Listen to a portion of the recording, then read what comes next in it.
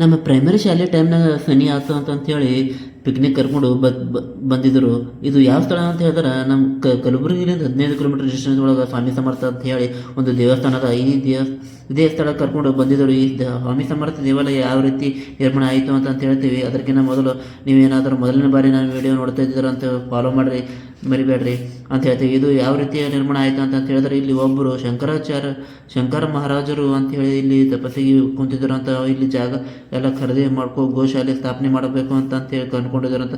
ಅದೇ ಸಮಯ ಒಳಗೆ ಸ್ವಾಮಿ ಸಮರ್ಥರು ಅವರು ಕನಸಿನ ಒಳಗೆ ಬಂದು ನಾ ಇರುವಂಥ ಸ್ಥಳ ಇದೇ ಅದ, ನನಗೆ ದೇವಸ್ಥಾನ ನಿರ್ಮಾಣ ಮಾಡಿರಿ ಅಂತ ಹೇಳಿದಾಗ ಸ್ವಾಮಿ ಸಮರ್ಥರು ದೇವಾಲಯ ಇಲ್ಲಿ ನಿರ್ಮಾಣ ಮಾಡ್ಯಾರ.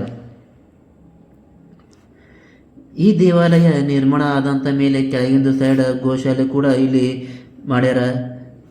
ಇಲ್ಲಿ ಕರ್ಕೊಂಡು ಬರ್ಬೇಕಂತಂದ್ರೆ ನಮ್ಮ ಶಾಲೆ ಕರ್ಕೊಂಡಿಂದ 30 ರೂಪಾಯಿ ಒಬ್ಬರಿಗೆ ಚಾರ್ಜ್ ಮಾಡಿದ್ರು ಅವಾಗ.